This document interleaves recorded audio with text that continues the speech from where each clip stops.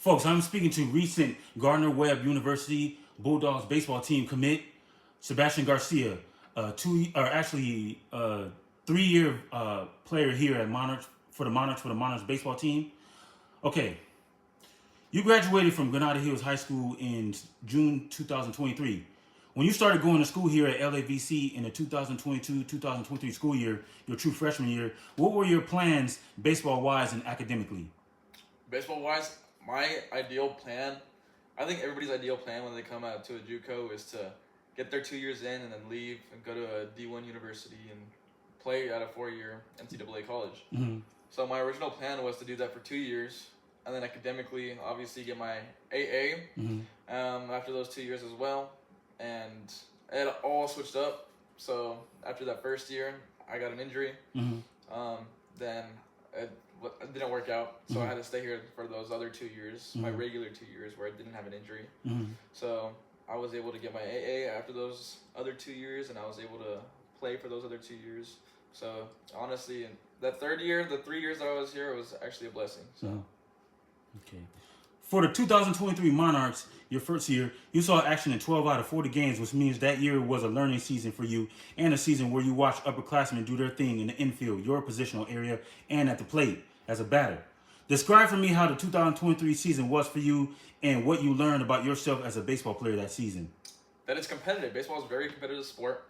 That your spot is never safe, and that there's always going to be people that can replace you, and there's always going to be people that can have better talent than you, but regardless of the injuries, regardless of just what's happening, the adversity, they're always going to be able to bounce back. So I learned that I had to work so much harder with the injury, and then I was able to bounce back. So I learned a lot about myself right there. Yes, sir. Injury pretty much killed your 2023 season at the Los Angeles Harbor game. I remember that. Yeah. On February 18th of the season. I remember like this is off the record, but I remember after it happened, I was like, man, where's Sebastian at? And they was like, man, he got hurt, LA Harbor, so he's done for the season. So you should see when I said that, everybody was like, yeah, that'll tell you how popular you were, and you was just your first year. But anyway, tell me what the injury was and how it affected your development that season. Yeah, so my right heel, I had a bone bruise, and it was not going away. So any type of pressure that I would put on it, it was in heavy pain. It was in deep pain. And then I remember getting it checked out every 4 weeks, and it was still the same. And it was very awkward feeling for me. But I don't know. It happened during an inter squad too, though. It was I remember on a Saturday, and then I was running, and then it just happened out of nowhere. I was like, what happened? And then, yeah, from someone there, it screwed me up a season. I saw the potential in you back then in 2023 as a shortstop. And I used to tell myself and people around the program that year how you could be something at that position in years to come. How good did it feel to show your talent as a shortstop, even though it was in a short period of time, that 2023 season? No, it felt great, honestly, because coming out of high school, I was a shortstop primarily. So I felt really nice being able to be counted on as a shortstop, and it felt nice to be able to get moved around in the infield. So I was very confident with my position choice and where I was playing, and especially at a collegiate level, it feels nice. Yes, sir. Moving on to the 2024 season. That was the season the true Sebastian Garcia was revealed as you batted .296. You saw action in 43 games, or 93% of that team's games. You were a full-time starter, was second on the team of RBIs with 38, was one of that team's main home run hitters, and you handled your business at shortstop. Tell me how good the 2024 season felt for you, a season where the real Seabass was revealed. No, that season was amazing. Also, I was a second baseman because Tino, the shortstop, I gotta admit, Tino was a dog. But again, it's just talent and skill. So I played second base that year, and I love being a second baseman. But that year was truly a growth for me, and it was a mental upside for me because it went so well, both for me and the team. The team chemistry was there. Physically, my body felt right. My swing felt good. Everything felt good. So I was very consistent. Even when I did have some downs, I was able to bounce back. And I also had my teammates to help me pick me up. So it felt good that I didn't always have to be counted on. And if I was messing up, I'd have someone on my back. Okay. For the record, folks, I was there. I went to just about every game they had that year. I know he played second and shortstop, but shortstop was the main position I remember. What players from that 2024 team were you close to and still talk to here in 2025? I was close to, honestly, all of them. But closest, I would say Lucas. Lucas Cabay, because he came back, and then ever since then, we've been really tight. But that whole 2024 team, I'd say Tino, Oscar was cool. Honestly, the whole team, it was just really good team chemistry. So I still talk to these guys here and there. Lucas, I talk to every day because he comes to the field.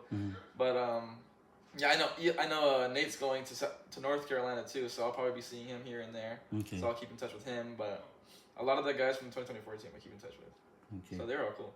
Oh yeah, the last player you mentioned was Nate Sterling. Yeah.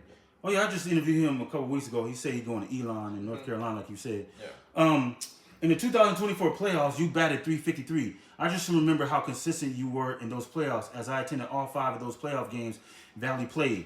Tell me about your consistency in the 2024 playoffs. I think, again, the competitiveness. Your mind gets set right. You have to think before the game. You have to get your mind right before the game. And I felt like I was so ready to be in a playoff type of environment. So it felt really comfortable to me, and I was just ready to ball out because we had a great team, and I knew people were going to have my back. So I was always confident that if I was messing up, that someone else would have my back. But the consistency just came from being able to be comfortable and just being able to see pitching well and being able to stay after practice and hit, so it was just very, very comforting to me. Okay. What is your opinion to this day of that 2024 team? Best team I've ever played with, to be honest. So my favorite as well. We had great experiences. We had great team chemistry. So probably the favorite team I played with. Yes, sir. Did you win any team awards at the 2024 LAVC baseball banquet? And if so, what was it? I won just an honorable mention. So it wasn't too much, but it's still an honorable mention, and I'll take it. But yeah, that's all I won. Oh, no, what I meant is, did you win any at the baseball? I know you won. I know you got honorable mention. Yeah. But did you get any team awards at the team banquet? No, not that I know. No. Okay. When you found out after the 2024 season that head coach Dave Malice was retiring, how did that news make you feel? I don't know. I was very shocked because I was hoping he would stay for my last year. But Coach Skett did a great job of coming in, and I think he's honestly a good replacement. So okay, it was very shocking now. Okay. Anything else you want to add on his retirement, or? Good? Nah, he was a great coach though. Coach Dave Malice was an amazing coach, and I respect him so much. And he's taught me a lot. I've known him for a little while. He came to Granada games. I would talk to him. So it was a very good. He's a very good coach and very good person all around. Yes, sir. Moving on to the 2025 season, your last season for the Monarchs baseball program. That 2025 season, you were seen as one of that team's leaders at the plate and on defense. You batted .336 that season, which was tied for second on the entire team. Plus, you were one of that team's home run leaders. Tell me how good it felt to have your batting average go up 40 points from .296 in 2024 to .336 in 2025. It felt really good, honestly. I changed a lot in the box, both mentally and physically.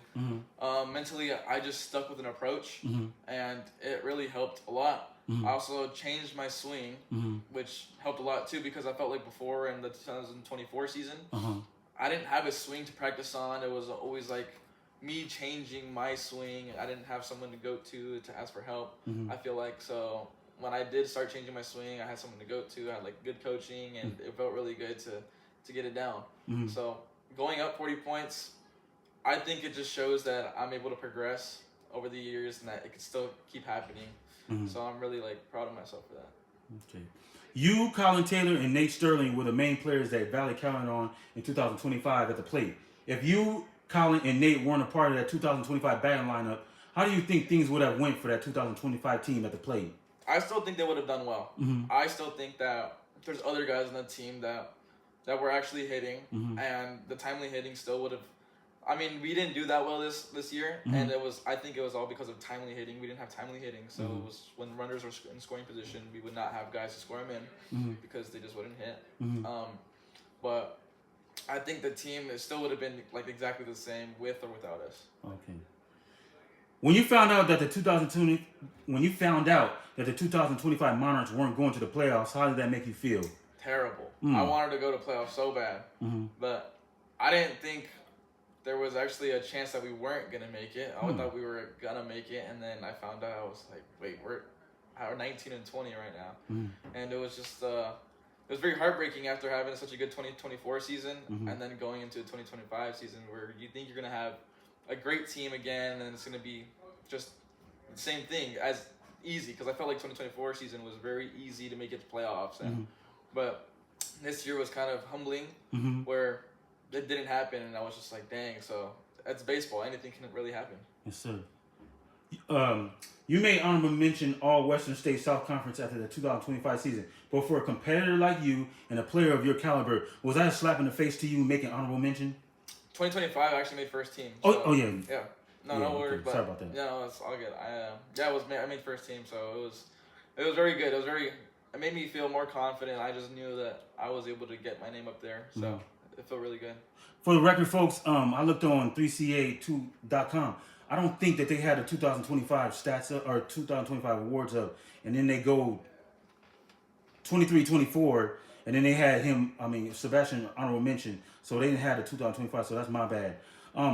What team awards did you win at the 2025 Monarchs baseball banquet? We actually did not have one. Why not? I'm not sure. We didn't have a banquet, so it was very awkward that we didn't have one, though. So I was very shocked. I wanted one because I knew last year we did, and that's when we got our honorable mention papers, and I got my paper. So this year I was like, where's our awards? Where's our banquet? So for all your hard work, man, it's kind of messed up, but that's, I guess. What was your major or majors while you were here at LABC since the 2022-2023 school year? My first major was kinesiology. I ended up switching into general ed. I actually got I got 2 AAs from Mission College. Oh, okay. Yeah, I got my social and behavioral sciences and natural sciences over there. So things happen. I just switched it. But after baseball, if it works out, if it doesn't work out, after baseball, I'll probably switch back into probably nursing. I want to get into nursing, so. Oh, okay. Yeah. Yeah. I didn't put no question down for that. I didn't know, but Okay. Because nursing field, that's deep. Because my family got deep background in that. So you say you already got your AA degree and from Mission College. Yes. What about Valley College? No, I did not get an AA from here. So I got my AAs from Mission because I ended up switching over there. Valley College does not have general studies here. Okay. So I went to go get my general studies from Mission. Okay, I'm glad you cleared that up for fans. How do you hope to be remembered here at LABC as a baseball player? Honestly, as someone that was able to make a routine play, someone that could consistently hit. But honestly, my energy I feel like was really nice. So I felt like energy would be a really good part of just being here, and I was here for some time, so I would just like to be remembered that sure I was here for some time, y'all can call me Ung, but I enjoyed it here, and I don't know, it just would be nice to be remembered as someone who was good. Honestly. Yes, sir. What made you decide to spend your next 2 to 3 years as a baseball player and student at Gardner-Webb University? I really liked the coaching. I really liked their philosophy of just how they go through things. One of the coaches actually was a similar hitting coach to like the coach I go to now. Okay. So he really liked my swing, and that's when he recruited me, and I was like, oh, nice. Like he knows, and he's not gonna have any trouble with me, or he's gonna help me out now. But he actually left that school. But I have a roommate. His name is Alon Camarillo, and we both go to the same hitting coach too. So I think we'll all just work. It'll all work out by itself. Academically, I think the school is really good. It's a very small school, 3,500 students. North Carolina, Boiling Springs, but it's a very nice town, and it's very calm. Okay. Who from the Gardner-Webb Bulldogs baseball team reached out to you for recruitment? I believe that would be Coach Chester, the head coach. Okay. And then Robinson. His name is Robinson. Has been texting me here and there. I'm not really sure if it was Coach Wise, but I just know that I have a guy, his name is Jung, and he helped me out through that whole process, and they're through all of our baseball consulting, so they just helped me out. Okay. And last question, what do you hope to accomplish as a student and athlete at Gardner-Webb? Honestly, at Gardner-Webb, I just want to get good stats. I want to be a good team player. I want to be remembered as someone who went to a JUCO, who didn't have anything for 3 years, and then went to a D1 and was able to put his name out there. And eventually, my dream is to get drafted. So I'm gonna keep pushing towards that dream there at Gardner-Webb, regardless if I stay there. And I love the facility there. I love their field. I love everything there. So I'm just going, have some fun, play hard, work hard, and just be thankful for everything that's happened. All right, folks, that's Sebastian Garcia, who wore number 15 here at Valley College, and number one, too, right? Yes. Yeah. Thank you, Sebastian, for everything you did for Valley College. I wish you the best at Gardner-Webb. Like they say, keep plugging away, and someday you might go to the show, the MLB. Yes, sir. And, yeah, you're a hard worker, so that shouldn't be hard for you. So No. Thank you for everything you've done. Thank you for sitting down for this interview. I know you just got back in town, and you'll be doing other things, but you stayed here with me for this interview. Thank you so much. Yes, sir. Thank you, Matt. Thank you.